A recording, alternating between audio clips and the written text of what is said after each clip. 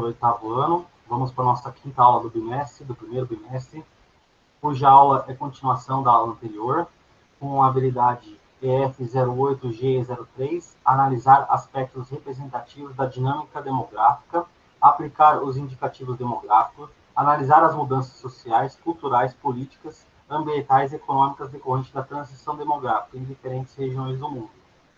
Na aula anterior, a gente falou mais sobre a questão da densidade demográfica e o que é demografia. Já na aula de hoje, a gente vai falar sobre transição demográfica. Vou compartilhar a tela com vocês e a gente vai fazer uma retomada da aula anterior.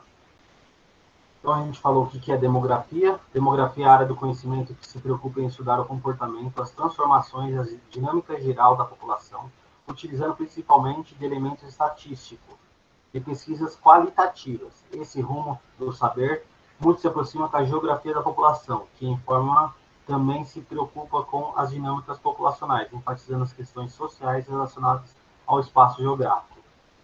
Também falamos sobre a densidade demográfica. Densidade demográfica corresponde à distribuição da população em uma determinada área, também chamada de densidade populacional ou população relativa. Esse índice demográfico representa, portanto, uma medida entre a área do determinado lugar e o total de habitantes que nela comporta. Basicamente, a densidade demográfica ela vai calcular o total de área pela quantidade de pessoas, para determinar se o local é ou não muito povoado. Ok? E também falamos sobre um pouco sobre a quantidade de pessoas em cada região brasileira. Destacamos que a região sul e sudeste são as regiões que mais são povoadas no Brasil atualmente. E a região norte é a menos povoada proporcionalmente em relação à área do ambiente. Agora a gente vai dar continuidade e a gente vai falar sobre transição demográfica. A transição demográfica é uma premissa social elaborada pelo demógrafo estadunidense Franklin Roosevelt na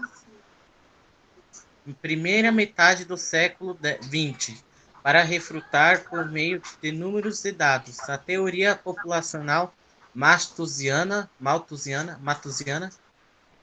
afirmava que o crescimento demográfico ocorria num ritmo exponencial. Na concepção... Para só um minutinho. Essa teoria malthusiana que ele está falando aí é o seguinte: lá no século XVIII, XVII, falava que havia um problema muito grave na sociedade humana. Por quê? Porque a quantidade de pessoas que iriam nascer, que viriam após os séculos, seriam maior do que a quantidade de alimentos que as pessoas conseguiriam produzir. Isso ia fazer com que houvesse fome e depois a destruição de massa das pessoas devido à incapacidade da Terra em fornecer recursos para as pessoas sobreviverem.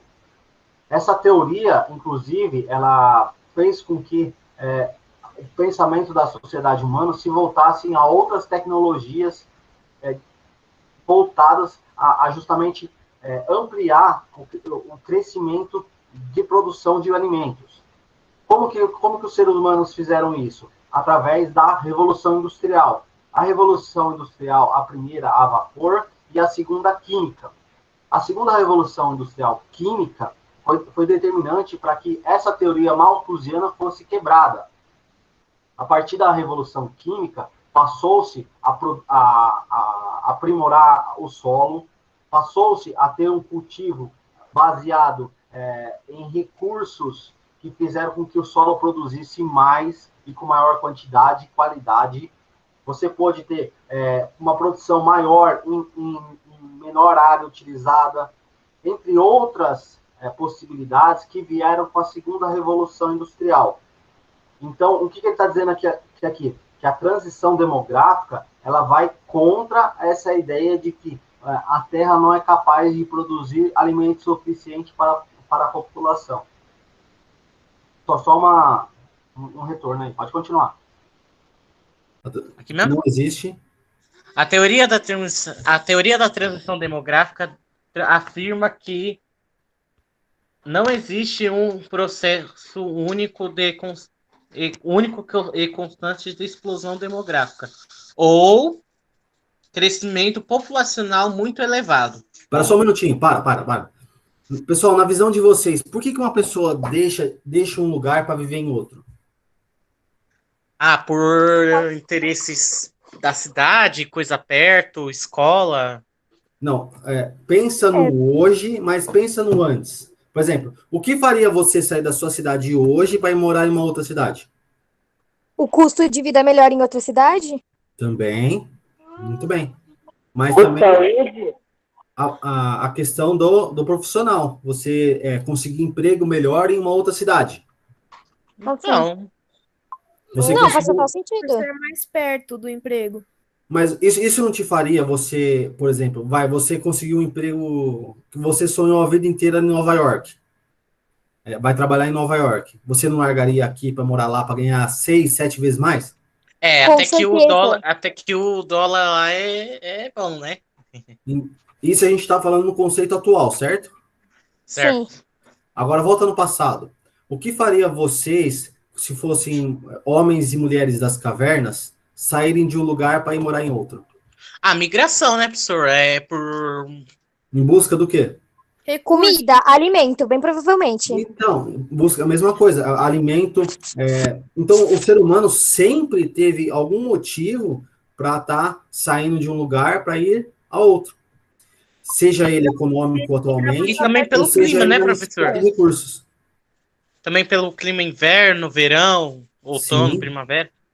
Se você, por exemplo, é claro que com o tempo algumas sociedades humanas passaram a caçar e a retirar a pele de animais e conseguiram viver em lugares mais frios. Mas é muito melhor para o ser humano viver em um lugar mais agradável, né?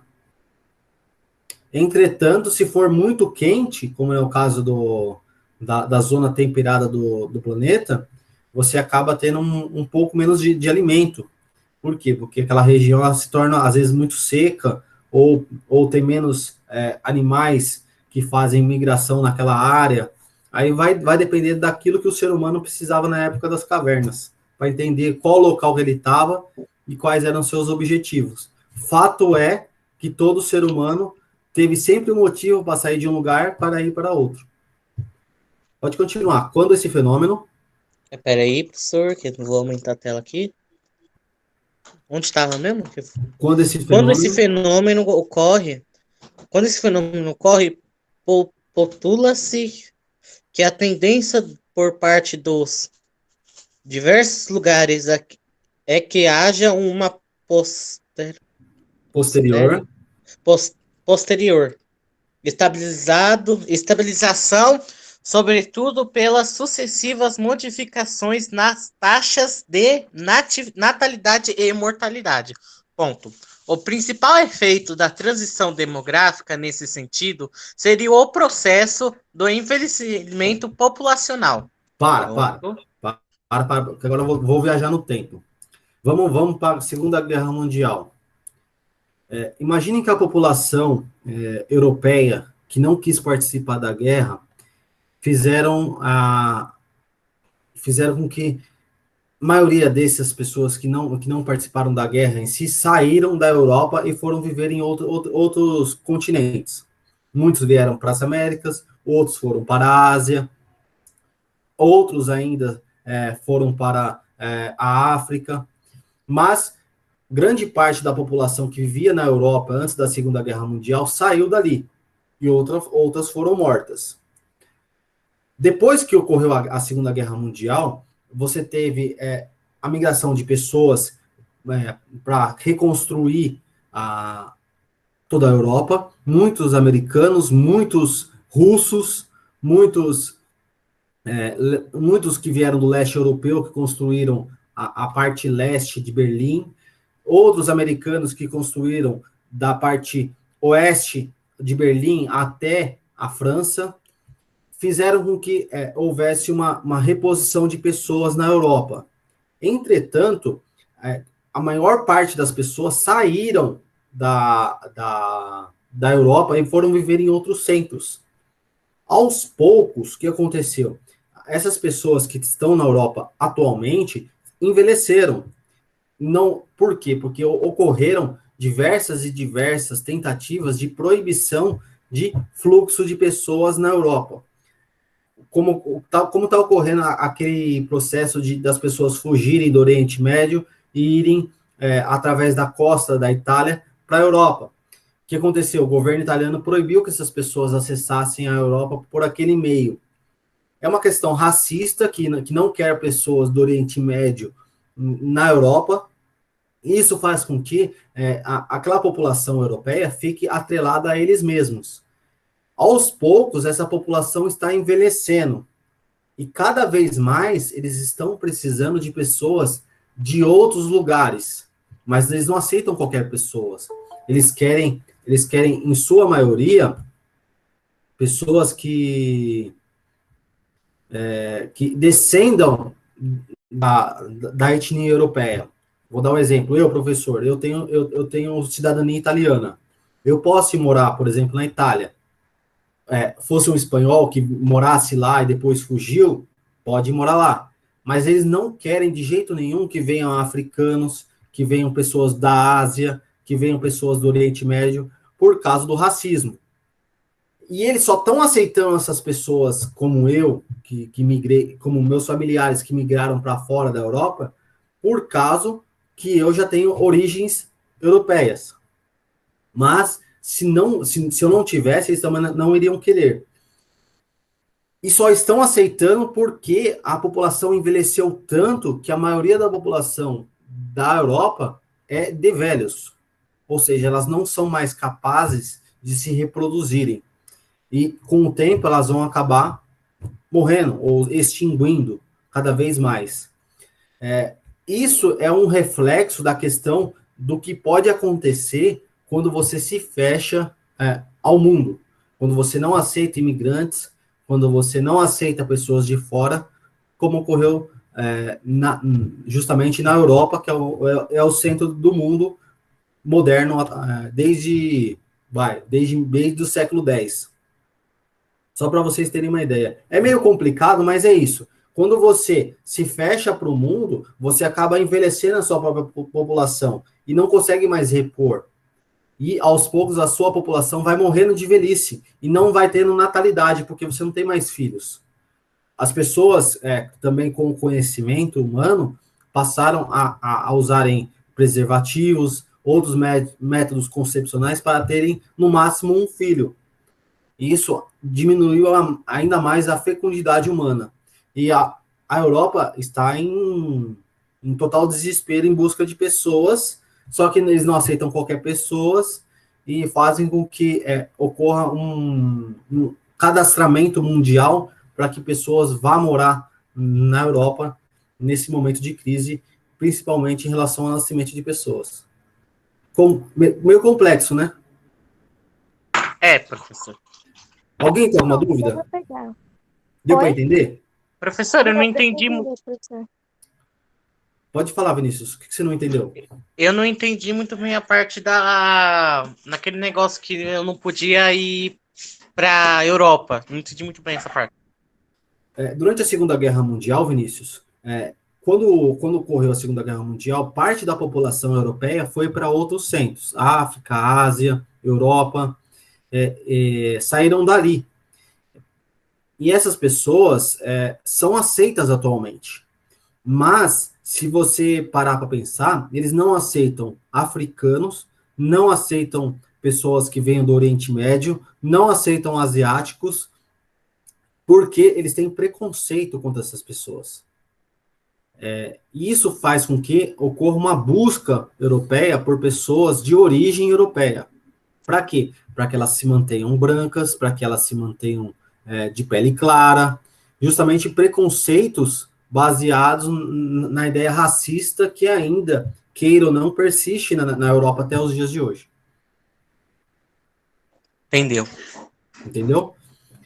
Mas a questão da guerra, a ideia da guerra é mais um motivo que as pessoas têm para saírem de um local e irem para outro. Você está sendo obrigado a sair do seu local, porque naquele local você não tem paz. Vamos continuar? Pode continuar, por favor. De acordo. De acordo com as primeiras... Peraí, eita, saiu. De acordo com os principais teóricos da teoria populacional, em questão a transição demográfica pode ser segmentada em 4 diferentes fases. Primeira fase, pré-transição. A primeira fase da transição demográfica também é chamada de pré-transição. Ocorre quando há um equilíbrio entre as taxas de natalidade e de mortalidade. Porém, ambas com valores muito altos. Nesses casos, são sociedades que contam com um baixo desenvolvimento econômico e social, onde nascem muitas pessoas anualmente e que contam com um baixo desenvolvimento econômico social, onde nascem muitas pessoas anualmente. Ao mesmo tempo, podem ser muitas vidas em razão de epidemias, baixa expectativa de vidas, precárias condições sanitárias. Um cenário como esse pode ser visto na Europa na fase inicial de sua transição de industrialização. Vamos pensar esse pensamento de transição populacional, de teoria populacional para o Brasil, tá? Vamos pegar lá no começo do século XX. Você tinha a maioria da população que morava no interior do Brasil. Essas pessoas tinham muitos filhos. Mas tinham muitos filhos por quê? Porque a maioria delas não tinham acesso à informação, não tinham acesso a métodos anticoncepcionais, não faziam ideia do custo que essas crianças tinham. Havia uma necessidade de mão de obra na região, porque você precisa de pessoas para trabalhar no campo. Então, havia uma necessidade de você ter cada vez mais pessoas e não havia controle nenhum sobre o nascimento de crianças. Essa é a primeira fase. A gente tá pensando no conceito do Brasil para ficar mais fácil.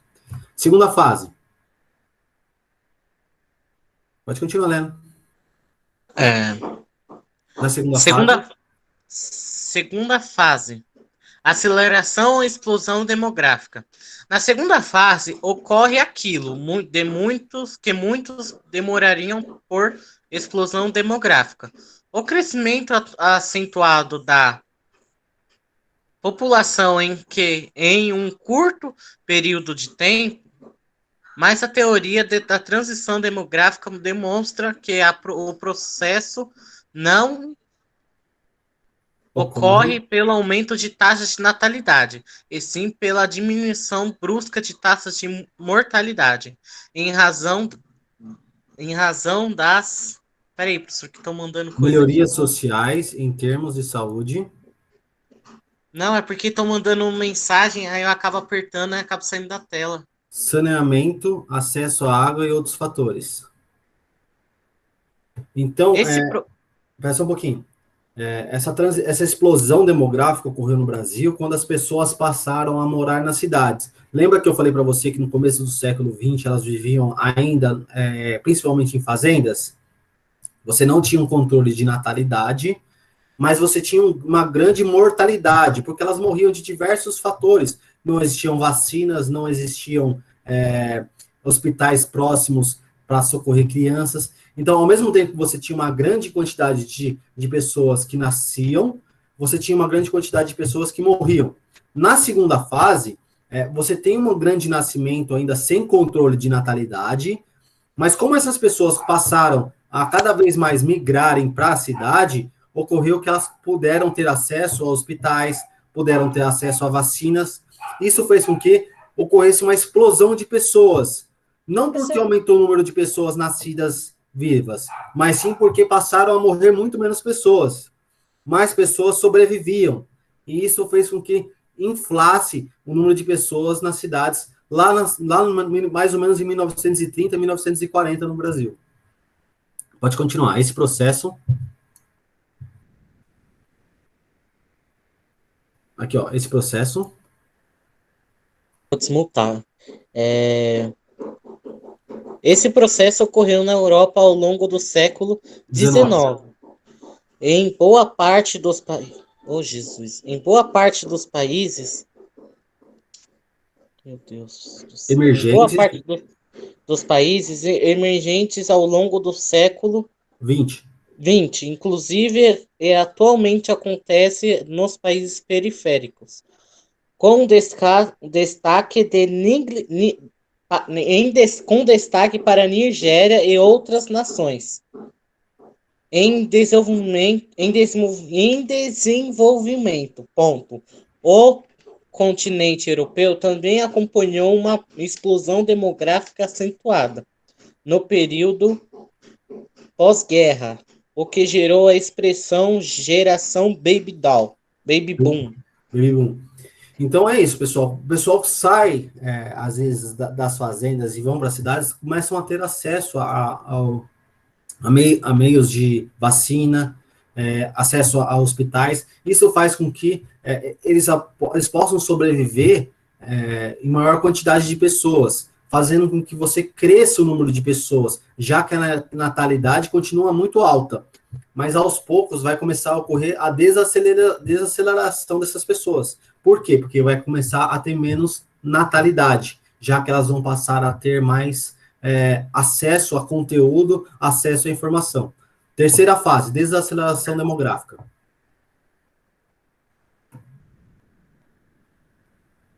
Pode continuar. Alguém quer ler, por favor? Eu leio, professor. Vai lá. Terceira fase, desaceleração demográfica. À medida que as sociedades se desenvolveram, a tendência geral é haver uma redução nas taxas de natalidade, o que se explica pela difusão do planejamento familiar, a inclusão da mulher no mercado de trabalho, a intensiva urbanização no campo, as taxas de fecundidade são sempre maiores, entre outros fatores. Por esse motivo, há um gradativo processo de declínio do número de nascimentos, o que aconteceu em uma velocidade inferior à queda de mortalidade. Pode continuar? Pode continuar. Esse processo passou a ser vivido no Brasil na segunda metade do século XX, sobretudo a partir da década de 1970. Atualmente, as taxas de natalidade do Brasil são baixíssimas, quase sempre inferiores a 1% por ano. Então, aos poucos, as pessoas passaram a ter menos filhos. Começou no Brasil em 1970. O Brasil já está num rumo de países mais desenvolvidos, de terem pessoas que têm no máximo um filho e não quer mais. Ou seja, a população aos poucos vai começar a envelhecer. E envelhecendo, você vai precisar de pessoas, assim como a Europa, pessoas que venham morar, venham fazer migrações para o Brasil, porque a gente não é capaz mais de produzir a quantidade de pessoas necessárias para que a sociedade não morra. Quarta e última fase, estabilização demográfica. Pode continuar, quem estava lendo. A estabilidade demográfica é atingida quando as taxas de natalidade e mortalidade finalmente se equilibram, mantendo patamares que, embora possam apresentar oscilações conjunturais, mantém-se em médias muito baixas. Nesse cenário, disse que há um total de controle do crescimento demográfico. Diante desse panorama, nota-se que o crescimento populacional é contido, o que representa, de certa forma, uma vantagem. Por outro lado, quando isso acontece, há também o processo do envelhecimento populacional, pois a elevada expectativa de vida e a baixa natalidade geram um aumento médio da idade da população, o que proporciona a queda da população economicamente ativa e a possibilidade crescente de uma crise econômica e social. Em muitos países europeus, a realidade do envelhecimento populacional bate à porta, pois o número médio de filhos por casal é inferior a 2, e o número de idosos é cada vez maior. Muitos países, como França e Alemanha, realizam diversas campanhas e até fornecem incentivos financeiros para os casais que desejam ter um segundo ou terceiro filho. O Brasil também se vê ameaçado por esse problema, de modo que deixamos de ser considerados como um país jovem para nos tornarmos um país adulto. Só para a gente continuar na aula, vamos assistir a aula desse professor. Fala galera, tudo bem por aí? Eu sou o Faber e nesse vídeo nós vamos entender as variações do comportamento das taxas de natalidade e mortalidade. A gente vai fazer isso através da análise desse gráfico, que é o gráfico da transição demográfica. O que significa essa expressão? Transição demográfica é a transformação da realidade demográfica de um determinado lugar de um padrão de crescimento lento, porque as taxas de natalidade e mortalidade são elevadas, para um outro padrão também de crescimento lento, só que porque as taxas de natalidade e mortalidade são bastante reduzidas. A ideia é entender como isso acontece mundo afora e também aqui no Brasil. Vamos observar aqui no gráfico. Ele começa em algum momento da história. A ideia aqui nesse momento não é estabelecer um recorte histórico específico, porque o comportamento dessas taxas vai variar de país para país em função de alguns fatores que a gente já vai entender. Aqui no início desse gráfico, a gente observa o comportamento da taxa de natalidade e de mortalidade são bastante elevados. Se a gente pensar exatamente nesse campo que ele está falando aí, a gente vai lembrar do Brasil lá no começo do século XIX, século XX. Muita taxa de natalidade e muita mortalidade. Isso vai fazer com que muitas pessoas nasçam, mas ao mesmo tempo muitas pessoas morrem. Mas justamente baseado naquela falta de recursos e falta de informação. Falta de informação para as pessoas não terem filhos e falta de recursos para elas sobreviverem em caso de doença. Se nasce muita gente e também morre muita gente, o resultado é um crescimento natural bastante lento. Num segundo momento, a gente percebe que não há variação expressiva da taxa de natalidade, mas a taxa de mortalidade começa a cair bastante. Como resultado, o crescimento vegetativo acelera, ele se acentua. E o que vai explicar a redução expressiva da queda da mortalidade? Basicamente, fatores associados aos processos de urbanização. Ampliação da rede de esgoto, tratamento de água, concentração da população em alguns núcleos urbanos facilita, por exemplo, campanhas de vacinação, acesso a tratamentos médicos. Tudo isso diminui bastante o volume de mortes de uma população. Basicamente, morre menos gente porque se contraem menos doenças e morre menos gente porque os tratamentos se tornam mais eficazes. O resultado, com o mesmo número de nascimentos e menos mortes, o crescimento é explosivo. Num segundo momento, aliás, num terceiro momento, a gente começa a observar a queda também da taxa de natalidade. E aí...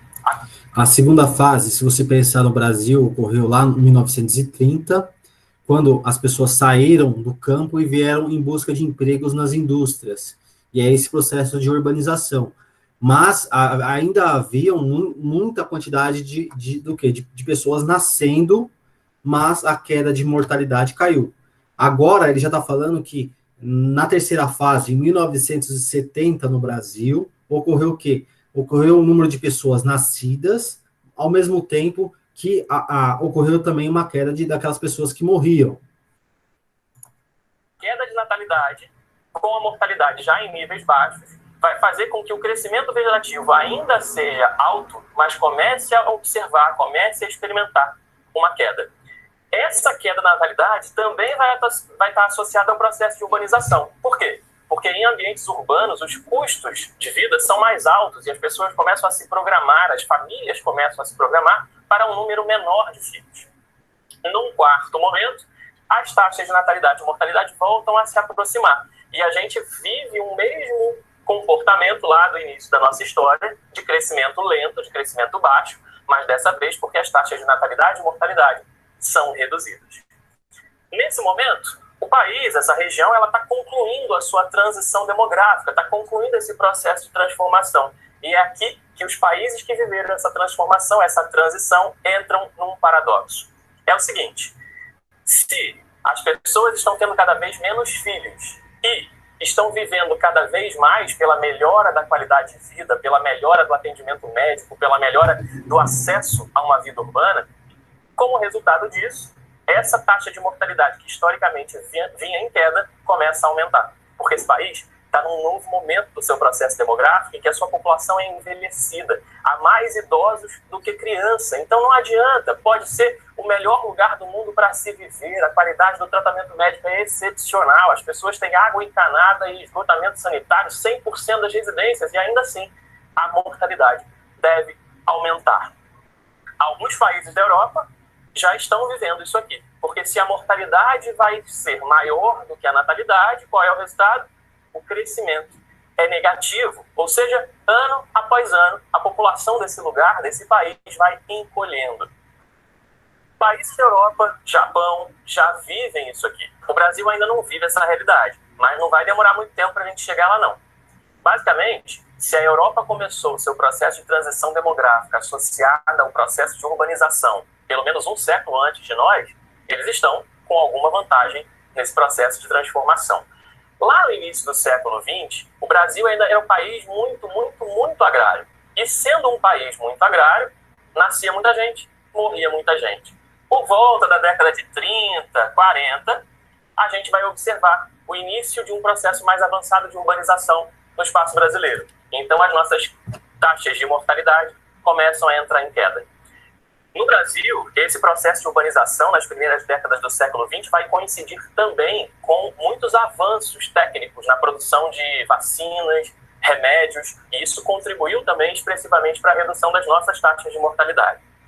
Lá nos anos 60 e 70, a gente vai ter uma queda bastante acentuada das taxas de natalidade no espaço brasileiro.